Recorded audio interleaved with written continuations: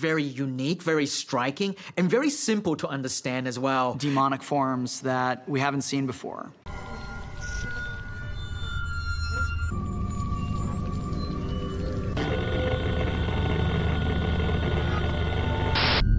Sophie, what happened?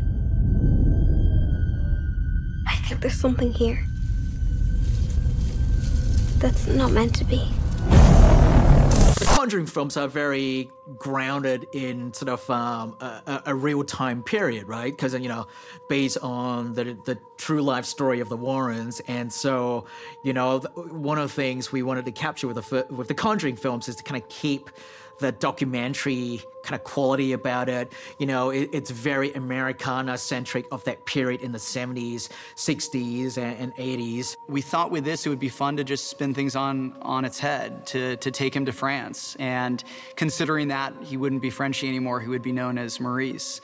And he's there, living there, and we find him a little world-weary, a little ready to settle down. And he's found this boarding school where he's working as a handyman, and he's also met this beautiful teacher, and you can see a budding romance there.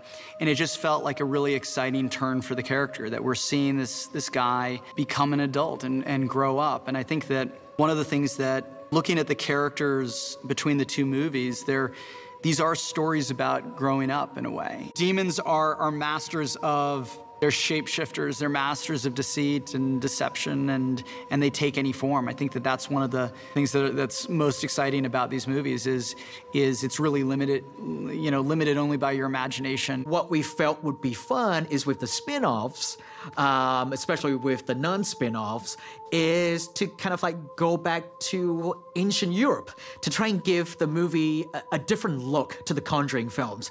So even though it's part of the Conjuring universe, it has its own flavor.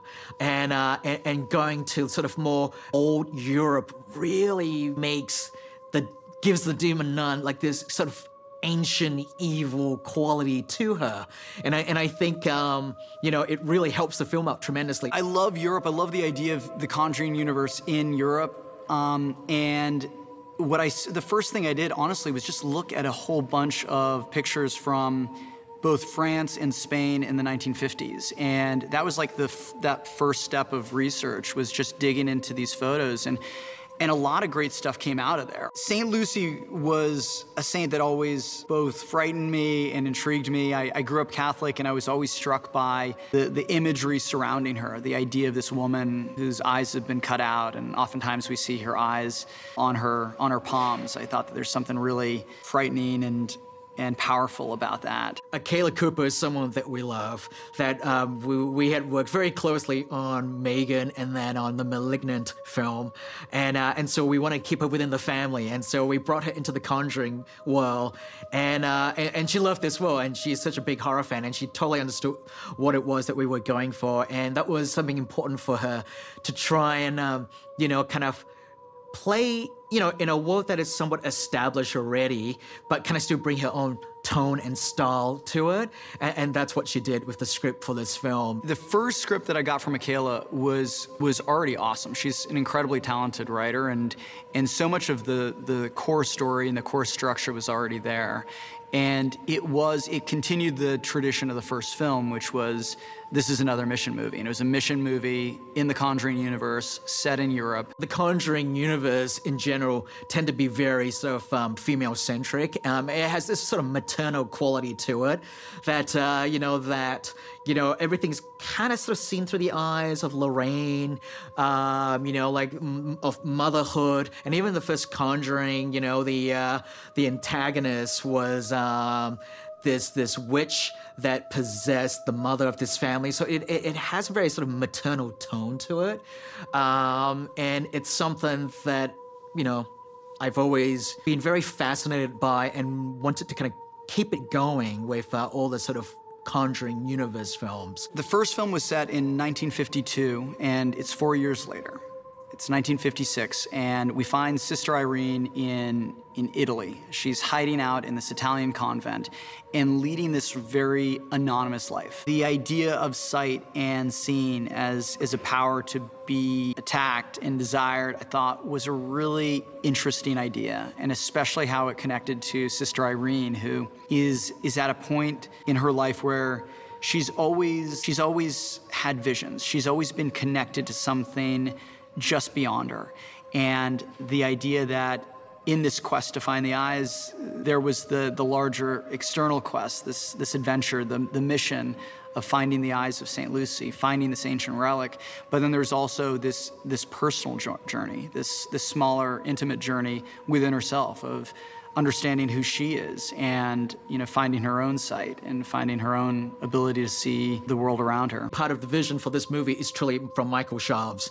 He having, made a few movies now, and he made the last Conjuring film, Conjuring 3, and so he came into the Nun II with a very strong vision, and that's all credit to him for kind of finding his footing as a filmmaker. We all do that. We learn from the first movie, and then we learn from our second movie, and then we learn from the third movie. And I'm just very proud and honored to be able to work with talented filmmakers like Michael, and to see them grow and to see what they bring to these films. When I first saw The Nun, I think what struck me about it, and I thought what was so exciting, is that for the Conjuring universe, it was a really big swing. It was the first one that was set outside of United States. It was set in Europe. I thought it was a really exciting setting, and it also had this more of the quality of a mission movie. I think for horror fans, she really captured the zeitgeist. The idea of a demonic nun, there's just something about her, that is very unique, very striking, and very simple to understand as well. And I do think the whole cosplay nature of her really lent itself to her longevity, because she's a very easy one to dress up as right, the creepy demon nun, like the costume and then just a bit of the painted face. So I know she's a bit of a fan favorite in the cosplay community, cosplay world, especially around Halloween. The Nun is just one of those iconic movie monsters, and she's the type of monster, you see her on a poster and you see a little bit of like a throwback to Dracula, you see a little bit of Pennywise, you see a little like Nosferatu. She's so timeless and has such an iconic look. She's one of the ultimate horror movie icons and one of the ultimate movie villains. They will get to see the continuation of the nun character, and more importantly, the Sister Irene character in Frenchie as well. There were two characters that people actually really enjoyed and liked from the first movie, and so we're continuing the story with them. And I think there is something to be said, especially in today's, sort of semi-nostalgic world where we appreciate, I guess, legacy sequels. And in some way, this is a sequel that is a bit of a legacy sequel to The First Nun. The First Nun came out quite a while ago. And the fact that we're able to bring everyone back to it and expand on this world, expand on the story is very exciting. I'm really excited for audiences to see this movie. And I think that it is nightmarishly scary. And it's also filled with incredibly unique sequences and moments and scares and demonic forms that we haven't seen before. And for fans of the first film, it both absolutely delivers on the things that you loved and also comes with some incredible surprises. And that includes the story of our characters and where they go and the revelations within it. You send that thing back to hell.